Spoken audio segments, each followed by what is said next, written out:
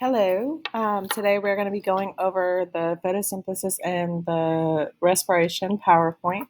You're going to have fill in the blank notes that go along with this. So make sure that you have those out or you have your notebook out so that you can go ahead and write this information in as we go through the PowerPoint. All right, so photosynthesis and respiration. So photosynthesis vocabulary. Photosynthesis is a process by which plants convert sunlight, water, and carbon dioxide into food energy, also known as sugar, oxygen, and water.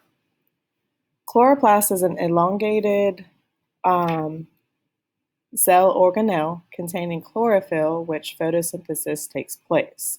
So the chloroplast is a cell, and you're going to see a picture of that, and we're going to be talking about that, excuse me, this week. But the chlorophyll is where the photosynthesis takes place. And then we're about to learn about the chlorophyll.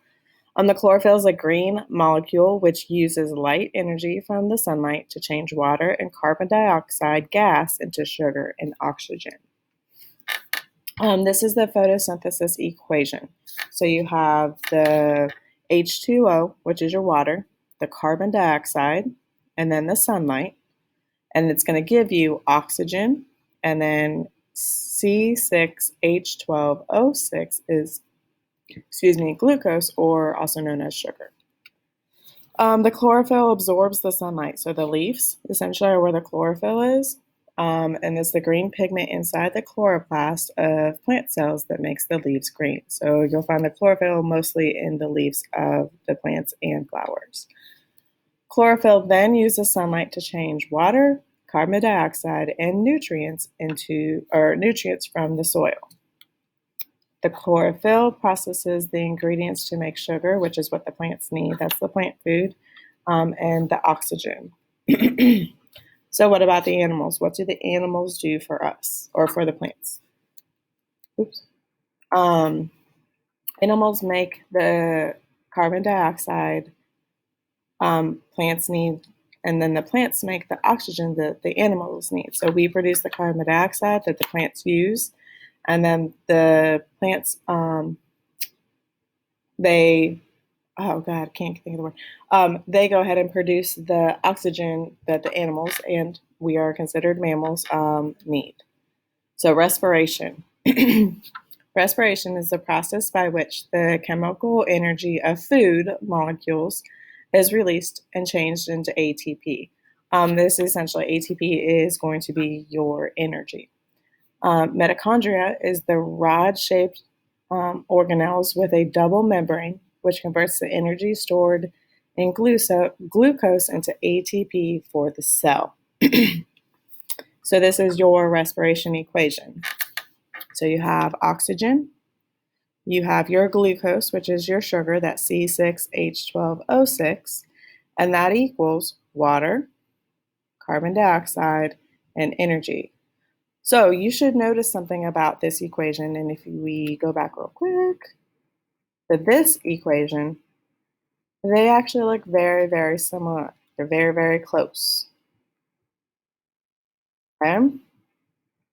All right, animals and plants rely on each other. Animals use the sugar from producers or the plants and oxygen from the producers or the plants. And plants use the carbon dioxide from the animals or the humans.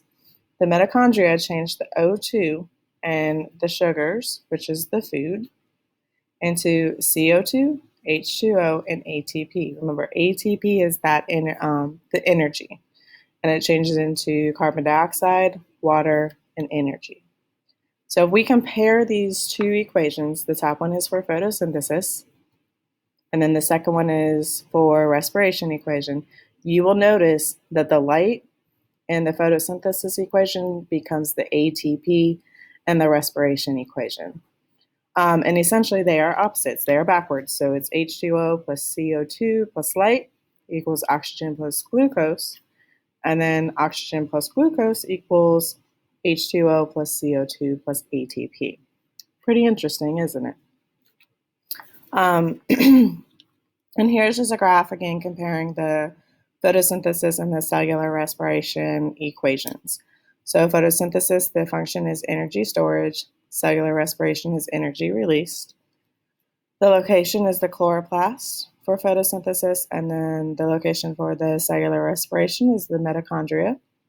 The reactants are carbon dioxide and water, and then the reactants for the cellular respiration are sugar or glucose and oxygen.